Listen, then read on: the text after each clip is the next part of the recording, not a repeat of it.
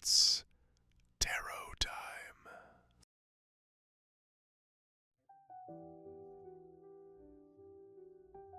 Evan Mercer understood lines, shadows, and silence. He could sketch a building from memory after walking past it once. He could capture light before it disappeared. But feelings? Feelings were harder. They moved, they changed, they demanded to be spoken, and Evan had built a life around not speaking them. Lena Moreau was the opposite. She entered rooms like she belonged in them. She touched things, rearranged them, made them brighter. She laughed loudly, cried openly, and loved without measuring how much she gave. At first, she found Evan's quiet nature calming, then mysterious, then confusing, because no matter how close they got, there was always something he held back. It showed up in small ways. You're thinking something. Watching him from across the table at the seaside cafe, he'd smile lightly. Just enjoying this.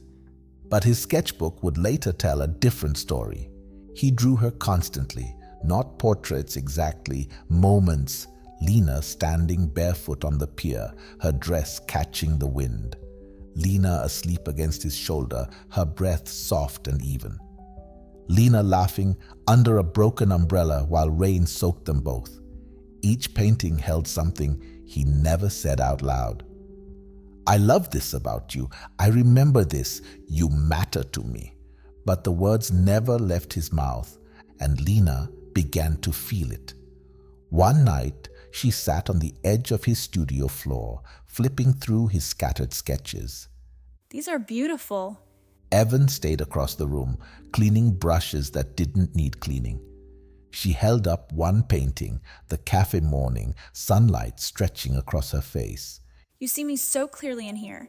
Why don't you say any of it? He froze. There it was, the moment. The one where something real could step forward. But fear moved faster.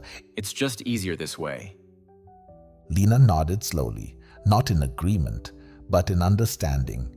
And something shifted. Weeks passed. The air between them changed, though neither named it. Then Lena brought news. I got it. The international contract, 6 months.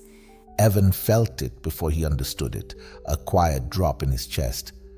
That's amazing. It is. But her eyes searched him, waiting. For what? Stay. Don't go. I need you. But he gave her none of it, so she smiled gently instead. I leave in 10 days. That night, Evan didn't sleep. He walked through their memories like rooms he had decorated but never lived in. Every laugh, every glance, every almost said word. And for the first time, he understood something unsettling. He had been brave enough to feel everything, but not brave enough to be seen feeling it. The next morning, he opened a fresh sketchbook. If he couldn't say it, he would paint it. Days passed in a blur of color and trembling hands. Water bled into paper, uncontrolled, unforgiving. He painted the rain, the pier, the cafe, the way her hand fit in his without effort. Each page more honest than the last. You are not losing her because she's leaving. You are losing her because you never arrived. He stopped mid-brush. The truth stung. Still, he kept painting. By the final night, the sketchbook was full, but Evan wasn't ready. His hands hovered over the cover, heart pounding, because showing her the paintings meant something more than sharing art. It meant stepping out from behind it, and that terrified him. He asked Lena to meet him on the pier, the same place she once danced without music. Lanterns lined the path, flickering in the ocean wind. She arrived in silence, her expression soft but guarded. You said this was important. Evan nodded, holding the sketchbook like it might break him.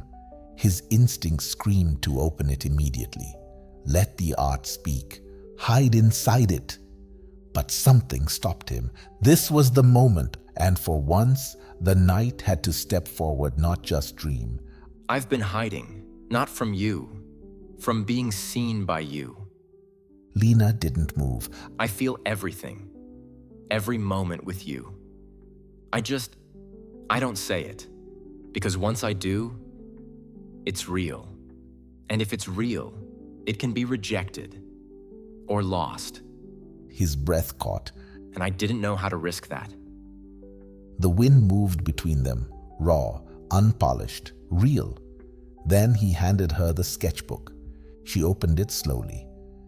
Page by page, their story unfolded. But this time, it wasn't the paintings that reached her first. It was him, the man who had finally stepped out from behind them. Her eyes filled, not from the art, but from the voice she had been waiting to hear. You felt all of this? Evan nodded. I just didn't know how to show it without hiding. Lena closed the book gently. You think love is safer when it stays inside you, but that's not love. That's protection. Silence again. Then she stepped closer. And I didn't need perfect words, Evan. I just needed you to be willing to risk them. The truth landed deeper than anything he had painted. The Knight of Cups is not just a dreamer. He is a messenger of the heart. But a message that is never delivered changes nothing. That night, Evan learned something most people learn too late. Feeling deeply is not the same as loving bravely. Love asks for exposure, for imperfection, for the willingness to be seen. Without control, Lena did leave, but not in the same way, and Evan didn't stay the same man. Because once you step out from behind your silence, you can never fully hide again. So let me ask you something. Are you protecting your heart by keeping your feelings inside?